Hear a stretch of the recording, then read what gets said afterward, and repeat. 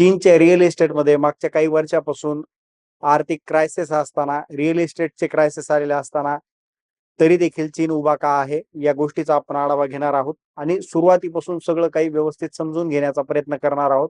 Video मोठा होणार आहे. सुरुवातीच्या काळात चीनमध्ये स्वतःची कोणाची घरं नव्हती. 1980च्या दशकापर्यंत चीनमध्ये कोणीही खाजगी घरं किंवा जमिनी घेत नव्हतं, कारण सर्व काही कम्युनिस्ट पक्षाच्या सरकारच्या मालकीचं होतं. 1988 ते 1998 दरम्यान गृहनिर्माण सुधारणानंतर सरकारनं लोकांना कमी किमतीमध्ये घरं खरेदी करण्याची परवानगी दिली. त्यामुळे बघता बघता 80 ते 90% लोकांकडे स्वतःची घरं झाली. स्थानिक सरकारांची कमाई आणि बांधकामांचा पूर आला. चीनमध्ये जमिनी ज्या आहेत त्या अजूनही सरकारच्या मालकीच्या आहेत, पण स्थानिक सरकारांना, लोकल गव्हर्नमेंटना ती खाजगी कंपन्यांना लीजवर म्हणजेच भाडेतत्वावर देण्याचे अधिकार मिळाले. 1994 मधील टॅक्स सुधारणांमुळे स्थानिक सरकारांकडे निधी कमी पडू लागला आणि त्यामुळे त्यांनी पैसे कमवण्यासाठी मोठ्या प्रमाणावर जमिनी रिअल इस्टेट डेव्हलपर्सना विकायला सुरुवात केली. यामुळे चीनमध्ये प्रचंड मोठ्या प्रमाणामध्ये गृहनिर्माण प्रकल्प आणि बांधकामं सुरू झाली. कन्स्ट्रक्शनचा बूम आला. एका टप्प्यावर बघता बघता चीनमधील रिअल इस्टेट मार्केट जे आहे ते तब्बल $60 ट्रिलियन इतक्या मोठ्या झालेलं होतं. त्यानंतर हे मार्केट मोठं असताना एव्हरग्रांड सारख्या ज्या कंपन्या आहेत त्या देखील मोठ्या झाल्या. कंपन्या अब्जाधीश झाल्या. याच काळामध्ये या कंपन्यांनी प्रचंड मोठी झेप घेतलेली होती. चीनमध्ये एक पद्धत होती की घर बांधून पूर्ण होण्याआधीच ग्राहकांकडून पैशांचा मोठा हिस्सा घेतला जायचा. या आगाऊ मिळालेल्या पैशाचा वापर डेव्हलपर्स जे आहेत, कंपन्या ज्या आहेत त्या नवीन जमीन खरेदी करण्यासाठी आणि नवीन प्रोजेक्ट सुरू करण्यासाठी वापर करत असत. लोकांना वाटायचं की प्रॉपर्टीचे भाव नेहमीच वाढत राहतील आणि सरकार जे आहे ते या क्षेत्राला कधीही पडू देणार नाही. त्यामुळे लोकांनी एकापेक्षा जास्त घर गुंतवणूक म्हणून खरेदी करायला सुरुवात केली. म्हणजे राहायला घर असताना सुद्धा दुसरं घर घ्यायचं, गुंतवणूक करायची आणि त्याला प्रॉपर्टी म्हणून सांभाळायचं. आणि या सगळ्यातूनच प्रॉपर्टी बबल तयार झाला. संकट सुरू झालं. 3 रेड लाईन्सचं संकट सुरू झालं. 2017 मध्ये चीनचे राष्ट्राध्यक्ष शी जिनपिंग म्हणाले की घर जे आहेत ते राहण्यासाठी असतात, ना की सट्टा किंवा गुंतवणुकीसाठी. 2020 मध्ये सरकारनं कंपन्यांच्या अमर्याद कर्ज घेण्यावर निर्बंध लादले आणि 3 रेड लाईन्स हे धोरण अंमलामध्ये आणलं. यामुळं एव्हरग्रीन सारख्या अनेक मोठमोठ्या कंपन्या नवीन कर्ज मिळवण्यासाठी त्यांची दारं बंद झाली आणि त्यांच्याकडचे पैसे संपले. त्यामुळे त्यांनी विकलेल्या घरांच्या बांधकाम अर्धवट राहिलेली होती. मागणी घटलेली होती. संकट जे आहे ते वाढलेलं होतं आणि दुसरीकडे 2019 मध्ये कोविड-19 सारखी महामारी आलेली होती. नंतर लोक शहरातून परत जाऊ लागले. तरुण पिढीसमोर रोजगाराचं संकट उभं राहिलेलं होतं. त्यामुळे त्यांनी घर खरेदी करणं टाळलेलं होतं. चीनमधील घराच्या किमती लोकांच्या उत्पादनाच्या तुलनेमध्ये जगात सर्वाधिक जास्त होत्या. उदाहरणार्थ, जर शंघाईमध्ये घर घ्यायचं असेल तर वार्षिक पगाराच्या 48 पट पैसे जास्त लागत होते. चीनची लोकसंख्या झपाट्यानं वृद्ध होत आहे. म्हणजेच काय, तर वयस्कर लोकसंख्या जी आहे ती तिथं वाढत चाललेली आहे. त्यामुळं भविष्यामध्ये घरांची मागणी आणखीन कमी होणार आहे. सध्या स्थितीमध्ये 2026 पर्यंत चीनमधील घरांच्या किमती गेल्या दशकातील सर्वाधिक खालच्या पातळीवर आलेल्या आहेत. सध्या या जे सेक्टर आहे रिअल इस्टेटचं त्याच्यावर $1 ट्रिलियन कर्ज आहे आणि ते थकीत आहे. त्यामुळे रिअल इस्टेट हे चीनच्या अर्थव्यवस्थेचा 25 ते 30% भाग असल्यामुळं संकटाचा परिणाम जो आहे तो संपूर्ण जगाच्या अर्थव्यवस्थेवर होऊ शकतो. तरुणांमधील बेरोजगारी म्हणजेच युथ अनएम्प्लॉयमेंट. चीनमध्ये तरुणांमध्ये बेरोजगारी आहे, प्रचंड मोठं प्रमाण वाढलेलं आहे. चीनच्या विद्यापीठामधून पदवी घेऊन बाहेर पडणाऱ्या लाखो विद्यार्थ्यांना नोकऱ्या मिळत नाहीत. त्यामुळं ज्या पालकांनी आपल्या मुलांच्या शिक्षणावर मोठा खर्च केलेला आहे किंवा मोठा खर्च केलेला होता, ती मुलं आता नोकरीऐवजी घरातच बसून आहेत. त्यामुळे समाजामध्ये चिंतेचं वातावरण आहे. रिअल इस्टेट क्षेत्रातली मंदी आहे. प्रॉपर्टी मार्केट क्रॅश झालेलं आहे. चीनच्या अर्थव्यवस्थेचा मुख्य कणा मानल्या जाणाऱ्या रिअल इस्टेट म्हणजेच प्रॉपर्टी मार्केट जे आहे ते कोसळलेलं आहे. अनेक मोठ्या शहरांमध्ये घरांच्या किमती सातत्यानं घसरत आहेत. बांधकाम व्यवसायिक कर्जामध्ये बुडालेले आहेत, बँकरप्ट झालेले आहेत. अनेक गृह प्रकल्प रखडलेले आहेत आणि सामान्य घरांच्या किमती कमी झाल्याने लोकांची आर्थिक सुरक्षितता धोक्यात आलेली आहे.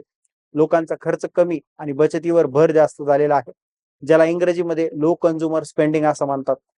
आर्थिक अनिश्चिततेमुळे लोकांनी हॉटेलिंग, पर्यटन आणि चैनीच्या वस्तू आणि इतर अनावश्यक गोष्टींवर खर्च करणं खूप कमी केलेलं आहे. लोक पैशांची बचत करण्यावर जास्त भर देत आहेत. खर्च कमी झाल्यामुळे स्थानिक बाजारपेठेतील किरकोळ विक्रेते जे आहेत, ज्याला आपण रिटेल सेलर म्हणतो, त्यांची विक्री मंदावलेली आहे आणि स्थानिक सरकार आणि कंपन्यांवरील ताण प्रॉपर्टी बाजारातील मंदीमुळे स्थानिक सरकारांना जमिनीच्या विक्रीतून मिळणारा जो महसूल होता तो देखील कमी झालेला आहे, ज्यामुळे त्यांच्यावर कर्जाचा मोठा बोजा वाढलेला आहे. कंपन्यांचा नफा कमी झालेला आहे. नवीन नोकर भरती थांबलेली आहे. या कंपन्या नवीन नोकर भरती करत नाहीयेत कारण त्यांचा नफा कमी झालेला आहे किंवा कर्मचाऱ्यांचे पगार जे आहेत ते देखील थांबवलेले आहेत, बोनस थांबवलेले आहेत. लोकांची बदलती मानसिकता, भविष्याबद्दल वाटणाऱ्या भीतीमुळे लोक जे आहेत ते घर खरेदी करणं टाळत आहेत. लग्न असेल किंवा मुलं होण्याचे जे प्लॅन्स असतात ते पुढे ढकलत आहेत. तंत्रज्ञान सेक्टर म्हणजेच टेक सेक्टर जे आहे या क्षेत्रात सुद्धा आता पूर्वीसारखी मोठी नोकर भरती राहिलेली नाही, कारण AI आलेले आहे. आधीच कंपन्या नोकर भरती कमी करत आहेत आणि त्यामध्ये आता टेक सेक्टरमध्ये पूर्वीसारखी भरती राहिलेली नाही. थोडक्यात सांगायचं तर चीन अर्थव्यवस्था सध्या कोलमडलेली जरी नसली तरी अत्यंत गंभीर तणावाखाली आहे. जर चीनी सरकारने घेतलेले धोरणात्मक निर्णय आणि पॅकेज जे आहेत ते आर्थिक गाडी जी आहे त्यांनी रुळावर आणण्याचा एक प्रयत्न केलेला आहे, तरी देखील दीर्घकालीन आर्थिक मंदीच्या गर्दीमध्ये ते येणाऱ्या काळामध्ये अडकू शकतील का, हा एक प्रश्न आहे. कारण चीनच्या अर्थव्यवस्थेचा मुख्य कणा स्वतः मॅन्युफॅक्चरिंग नसून बांधकाम क्षेत्र होतं, म्हणजेच कन्स्ट्रक्शन सेक्टर होतं. कारण त्यांच्या GDP मध्ये 35% जास्त वाटा जो आहे तो याच सेक्टरचा होता, प्रॉपर्टी सेक्टरचा होता, बांधकाम सेक्टरचा होता.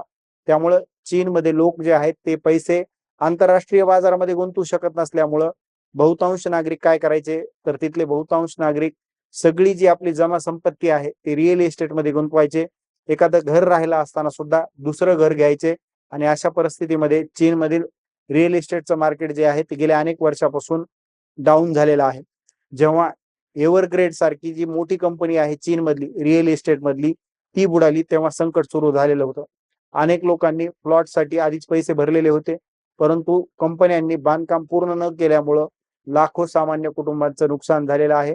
कारण घर घेण्यासाठी लोकांनी पैसे अगोदरच दिलेले होते, परंतु कंपन्यांनी काय केलं तर हे आलेले पैसे नवीन प्रोजेक्ट, नवीन प्रॉपर्टीसाठी गुंतवले आणि त्यामुळं बांधकाम सुद्धा अर्धवट राहिले आणि चीनच्या 3 रेड लाईन्स हा नवीन मोहीम आली, त्यामुळे त्यांना कर्ज मिळणं सुद्धा बंद झालं आणि लोकांचे पैसे सुद्धा यामध्ये अडकले.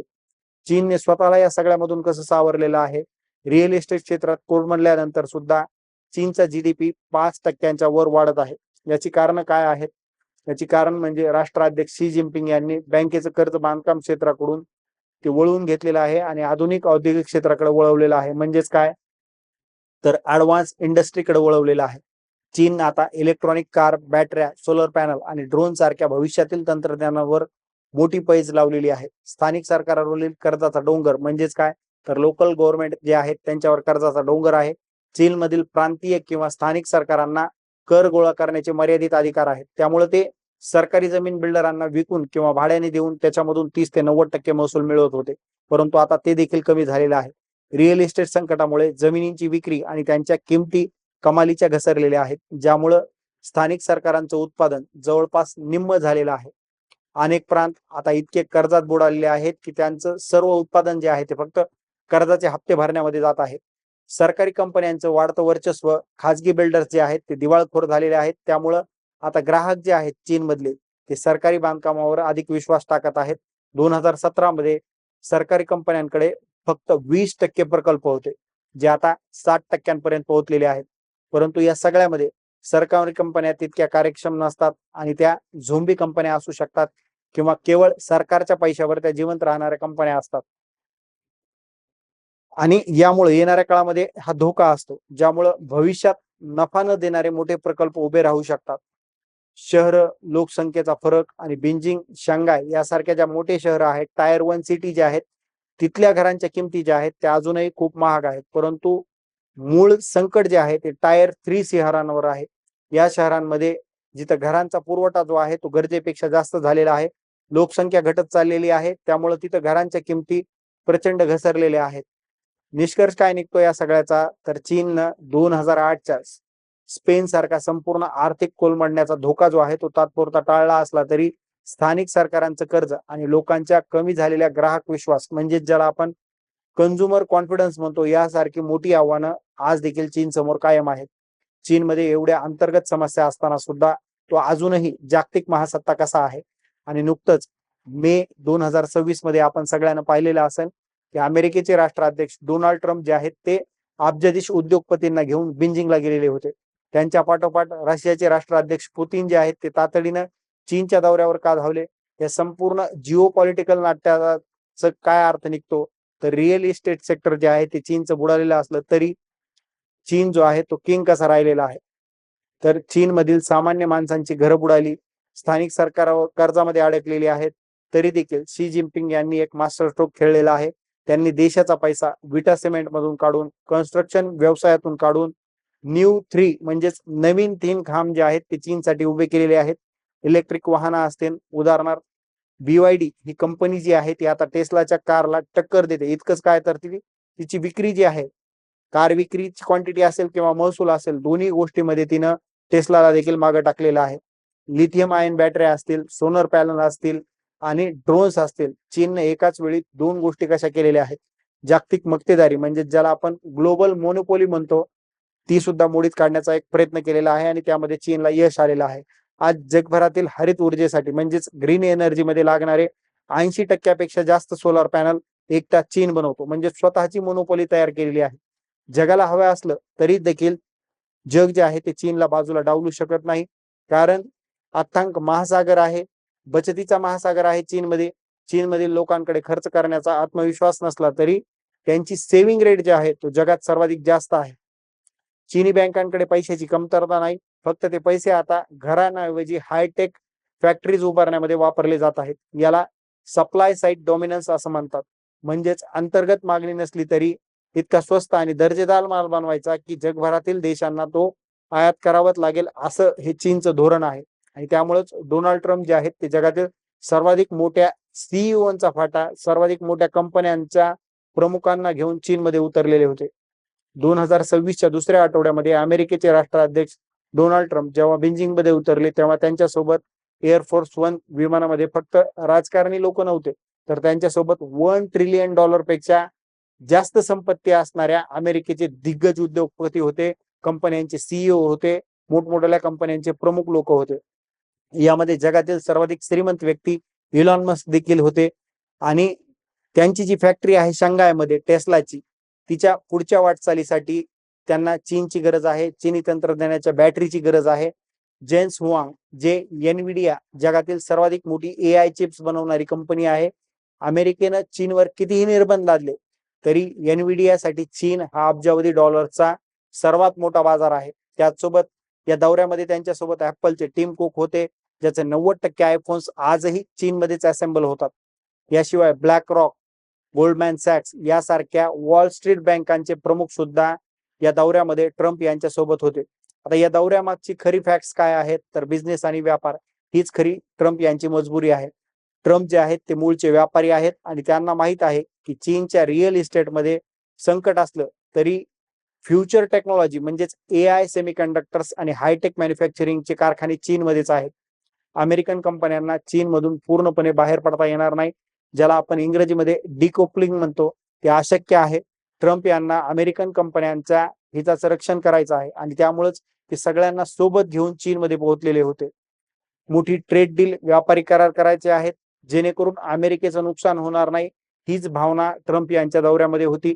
एकीकडे इराणचं संकट देखील होतं, परंतु हे सगळे सीईओ $1 ट्रिलियन पेक्षा जास्त कमाई असणाऱ्या कंपन्यांचे प्रमुख घेऊन ते चीनमध्ये पोहोचलेले होते. आणि ते चीनमधून बाहेर निघाले नाही, त्याच्या अवघ्या 48 तासातच पुतीन जे आहेत रशियाचे राष्ट्राध्यक्ष ते देखील चीनमध्ये गेलेले होते. आता ते इतक्या तातडीने का गेलेले होते, तर ट्रम्प यांचा दौरा संपल्याच्या नंतर 48 तासाच्या आत जाण्याचं कारण म्हणजे 19 आणि 20 मे 2026 रोजी रशियाचे राष्ट्राध्यक्ष पुतीन बीजिंगमध्ये दाखल झालेले होते. पुतीन यांचा हा चीनचा 25वा दौरा होता. पुतीन यांच्या घाईघाईने केलेल्या दौऱ्यामागं काही महत्वाच्या गोष्टी आहेत, काही महत्वाची कारणं आहेत. ती कारणं काय असू शकतात, तर ट्रम्प आणि शी जिनपिंग यांच्यामध्ये मागं काही शिजलंय का याचा छडा लावणं. पुतीन यांना भीती होती की ट्रम्प आणि शी जिनपिंग यांच्यात पडद्यामागे जर काही गुप्त करार झाले नाहीत हे बघणं. विशेषतः रशिया जे आहे ते सध्या युक्रेन युद्धामध्ये आहे आणि पाश्चात्य देशांच्या निर्बंधामुळे, सँक्शन्सच्या पार्श्वभूमीवर चीन जो आहे तो रशियाला सोडणार नाही याची खात्री करून घेणं, यासाठी पुतीन जे आहेत ते तातडीनं स्वतः शी जिनपिंग यांना भेटायला गेलेले होते. ऊर्जा आणि आर्थिक लाईफलाईन, एनर्जी लाईफलाईन, युक्रेन युद्धामुळे युरोप आणि अमेरिकन रशियन तेल गॅसवर बंदी घातलेली आहे. आता रशियाच्या तेलाचा सर्वाधिक मोठा ग्राहक कोण असेल तर तो चीन आहे. पुतीन यांच्या दौऱ्यात दोन्ही देशांनी स्थानिक चलनामध्ये म्हणजेच युआन आणि रुबलमध्ये व्यापार वाढवण्याचा निर्णय घेतलेला आहे, जेणेकरून त्यांना अमेरिकन डॉलरची गरज भासणार नाही. मिडल ईस्ट आणि सागरी सुरक्षेची चिंता सध्या मध्य पूर्वेमध्ये म्हणजेच मिडल ईस्टमध्ये सुरू असलेल्या युद्धामुळे समुद्रातील व्यापारी मार्ग धोक्यात आलेले आहेत. चीनला आपल्या ऊर्जेसाठी रशियाकडून जमिनीवरून येणाऱ्या तेलवाहू पाईपलाईन सुरक्षित करायच्या आहेत. या सगळ्याचा निष्कर्ष काय निघतो तर ही महासत्तांची त्रिकोणी लढाई आहे आणि या लढाईमध्ये प्रत्येक देश आपापले हितसंबंध बघत आहे. चीन आज जगाचा असा कारखाना बनलेला आहे की ज्याला आज कोणीही नाकारू शकत नाही. रशिया अमेरिकेला टक्कर देण्यासाठी पूर्णपणे चीनच्या आर्थिक ताकदीवर अवलंबून आहे. त्यामुळे ज्या वेळेस अमेरिकेचे राष्ट्राध्यक्ष डोनाल्ड ट्रम्प चीनच्या दौऱ्यावर येऊन गेले, त्यानंतर 48 तासाच्या आत रशियाचे राष्ट्राध्यक्ष व्लादिमीर पुतीन जे आहेत ते चीनच्या दौऱ्यावर स्वतः गेलेले होते. चीनच्या घरात रिअल इस्टेटमध्ये कितीही आग लागलेली असली तरी बाहेरच्या जगासाठी चीन अजूनही एक बलाढ्य किल्ला आहे. शी जिनपिंग यांनी चीनला कन्स्ट्रक्शन मधून बाहेर काढलेला आहे.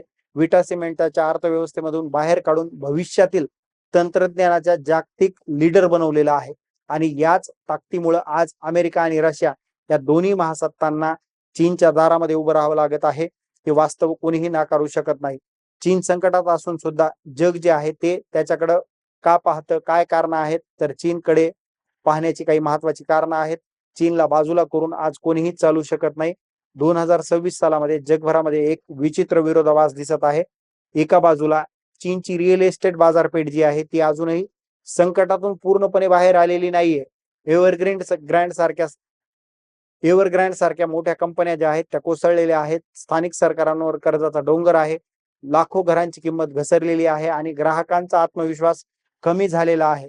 पण दुसऱ्या बाजूला जगातील सर्वाधिक मोठ्या कंपन्या चीन सोडून जात नाहीयेत. अमेरिकेचे राष्ट्राध्यक्ष डोनाल्ड ट्रम्प जे आहेत ते चीनच्या दौऱ्यावर जातात आणि त्यांच्यासोबत अनेक जगातील मोठे उद्योग समूहाचे प्रमुख त्यांच्या सोबत येतात आणि त्यांचा दौरा होतो न होतो की लगेचच रशियाचे राष्ट्राध्यक्ष व्लादिमीर पुतीन जे आहेत ते लगेच स्वतः चीनकडे निघतात. या सगळ्या घडामोडी का घडतात प्रश्न पडतो. इतक्या समस्या असताना सुद्धा चीन अजूनही जगासाठी इतका महत्वाचा का आहे तर चीनची खरी ताकद नेमकी काय आहे तर बऱ्याच लोकांना वाटतं की चीनची ताकद फक्त स्वस्त मजूर आणि स्वस्त कारखाने आहेत, पण असं नाहीये. आजचं वास्तव वेगळं आहे. गेल्या 20 वर्षामध्ये चीनने केवळ उत्पादन वाढवलेलं नाही तर संपूर्ण औद्योगिक साखळी म्हणजेच इंडस्ट्रीयल इकोसिस्टीम उभी केलेली आहे. एखादी इलेक्ट्रॉनिक कार बनवायची असेल तर बॅटरी, मोटार, इलेक्ट्रॉनिक चिप्स, दुर्मिळ खनिजे, बंदरे, रेल्वे पुरवठादार सगळं काही एका देशामध्ये उपलब्ध आहे. जगभरामध्ये असे क्वचितच देश आहेत की याच्या अर्ध सुद्धा एखाद्या देशामध्ये उपलब्ध असतं, परंतु चीन जो आहे तो एकाच देशामध्ये या सगळ्या गोष्टी उपलब्ध असणारा जगातील एकमेव देश आहे. रिअल इस्टेट संकटानंतर मोठ्या वळणावर असताना सुद्धा त्यांचं रिअल इस्टेटचं क्षेत्र म्हणजे रिअल इस्टेट ढासळलेलं आहे, परंतु तरी देखील चीन समोर मोठमोठाले प्रश्न असताना चीनची वाढ कशी टिकलेली आहे आणि कशी टिकवायची हे शी जिनपिंग यांना जमलेलं आहे. जिनपिंग सरकारनं बँकांचं कर्ज जे आहे ती सरकारी मदत घर बांधणीच्या व्यवसायातून काढून हळूहळू अत्याधुनिक उद्योगाकडे वळवलेली आहे, टेक्नॉलॉजीकडे वळवलेली आहे. इलेक्ट्रॉनिक वाहनांमध्ये चीन आज जगातील सर्वाधिक मोठा उत्पादक बनलेला आहे. ईव्ही व्हेकल्स मध्ये म्हणजेच इलेक्ट्रॉनिक कार ज्या आहेत त्याच्यामध्ये आज चीनची BYD जी आहे ती जगात नंबर 1 ची विक्रेता बनलेली आहे. महसुलाच्या बाबतीत सुद्धा आणि विक्रीमध्ये सुद्धा तिनं टेस्लाला देखील मागे टाकलेला आहे. एकेकाळी याच टेस्लाचे इलॉन मस्क जे आहेत त्यांनी या BYDचा मजाक उडवलेला होता. BYD वर हसलेले होते आणि त्यानंतर BYD जी आहे ती जगातली क्रमांक 1 ची कंपनी बनलेली आहे. सोलार पॅनल उत्पादनामध्ये चीन जागतिक वर्चस्व निर्माण झालेलं आहे. बॅटरी उद्योगात चीनचा हिस्सा प्रचंड वाढलेला आहे. ड्रोन उद्योगात आणि रोबोटिक मध्ये सुद्धा चीननं मोठी झेप घेतलेली आहे. म्हणजेच काय तर एका संकटग्रस्त क्षेत्रातील भांडवल दुसऱ्या क्षेत्रामध्ये वळवण्यामध्ये चीनला यश आलेलं आहे. चीन यशस्वी ठरलेला आहे. अमेरिकन कंपन्या चीनकडे का पाहतात तर चीन आणि अमेरिका यांच्यामध्ये जरी व्यापार युद्ध असलं किंवा परस्पर व्यापार विरोधी जरी असले तरी वास्तव जे आहे ते खूप गुंतागुंतीचं आहे. जगातील अनेक मोठ्या कंपन्यांसाठी चीन फक्त उत्पादन केंद्र नाही तर तो एक प्रचंड मोठी ग्राहक बाजारपेठ देखील आहे. सुमारे 1.4 अब्ज लोकसंख्या असणारा आणि कोट्यावधी मध्यमवर्गीय ग्राहक असणारा हा देश आहे. त्यामुळे चीनला कोणीही डावलू शकत नाही. लक्झरी वस्तूंपासून इलेक्ट्रॉनिक कारपर्यंत प्रचंड मागणी असणारा देश आहे. म्हणूनच कोणतीही बहुराष्ट्रीय कंपनी चीनला पूर्णपणे सोडू शकत नाही किंवा चीनला बाजूला करून वेगळा निर्णय घेऊ शकत नाही. कारण चीन गमावणं म्हणजे जगातील सर्वाधिक मोठ्या बाजारपेठ गमावण्यासारखं आहे. ट्रम्प जे आहेत ते चीनमध्ये का गेलेले होते, तर वरी सांगितल्याप्रमाणे व्यवसाय हे त्यातलं एक मुख्य कारण होतं आणि दुसरं म्हणजे इराण युद्ध. राजकारणात कठोर वक्तव्य वेगळी असतात आणि आर्थिक वास्तव्य जे आहे ते वेगळं असतं. अमेरिकेचा उद्देश चीनवर दबाव आणणं असू शकतो, पण त्याच वेळी अमेरिकन उद्योगांना चीनच्या बाजारात प्रवेश हवा आहे. म्हणजेच अमेरिकन कंपन्या ज्या आहेत त्यांना चीनचं मार्केट जे आहे ते कॅप्चर करण्यासाठी संधी हवी आहे. जेव्हा एखाद्या अमेरिकन राष्ट्राध्यक्ष जे आहे तो उद्योगपतींसोबत परदेशात दौरा करतो, तेव्हा त्यामागे अनेकदा गुंतवणूक, व्यापार करार आणि निर्यात संधी आणि बाजारपेठेचा विस्तार हेच उद्देश असतात. कारण जगातील दोन्ही सर्वात मोठ्या अर्थव्यवस्था क्रमांक 1 ची म्हणजे अमेरिका आणि क्रमांक 2 ची म्हणजे चीन पूर्णपणे एकमेकांपासून वेगळ्या होणं हे व्यवहार्य नाही. स्पर्धा आणि सहकार्य दोन्ही एकाच वेळी चालतात. पुतिन चीनकडे का झुकतात, तर रशियासाठी चीन जो आहे तो केवळ व्यापार भागीदार राहिलेला नाही,